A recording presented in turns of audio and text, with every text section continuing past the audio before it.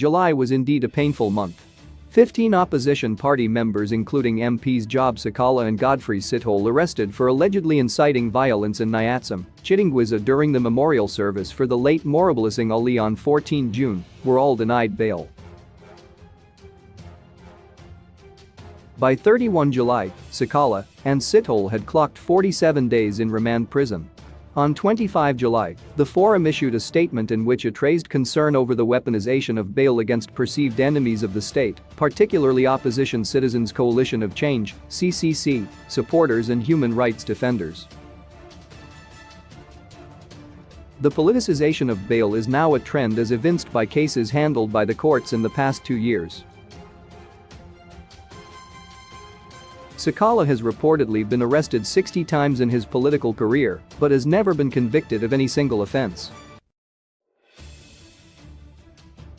Nevertheless, he was denied bail on the grounds that he has the propensity to re-offend. Bail was denied to all the others on the basis that the offense is serious and the accused may abscond. No ZANU-PF supporter, including Nyatsum Ward 9 councillor, Masimbi, who publicly incited the violence, has been arrested in connection with the Nyatsum skirmishes.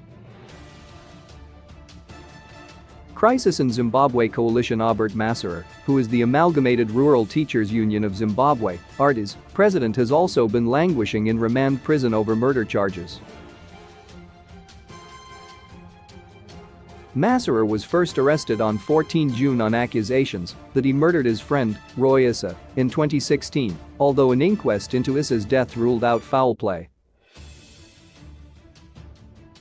He was released on ZW $60,000 bail on 29 June by the High Court.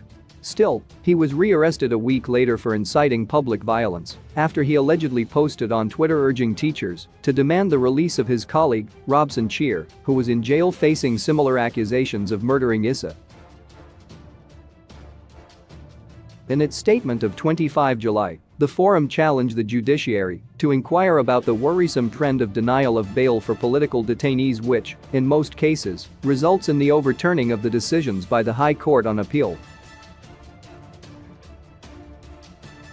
We reiterated that bail is a constitutional right that every accused person should have access to regardless of political affiliation. Section 50(1)(d) of the 2013 Constitution asserts that any arrested person must be released unconditionally or on reasonable conditions pending charge or trial unless there are compelling reasons justifying their continued detention. The burden of proof is on the prosecution to prove the justifiability of continued detention. In all these instances, the state adduced no concrete evidence to this effect.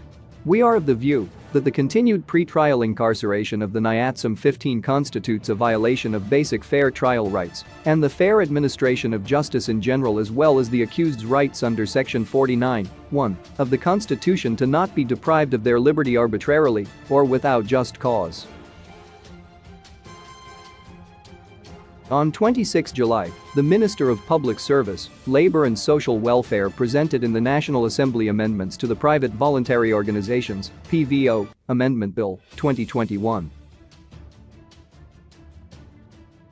As civil society organizations, CSOs, operating in Zimbabwe, we have taken note of the extensive amendments to the PVO Amendment Bill as presented by the Minister and still believe that they only serve to further constrict civic and democratic space in the country. The amendments have no material effect on the original PVO Amendment Bill 2021, essentially creating an entirely new repressive bill. The road ahead is bumpy, and as we approach the 2023 elections, I urge civic organizations to brace for more politically motivated arrests and prosecutions as well as the continued closure of democratic space.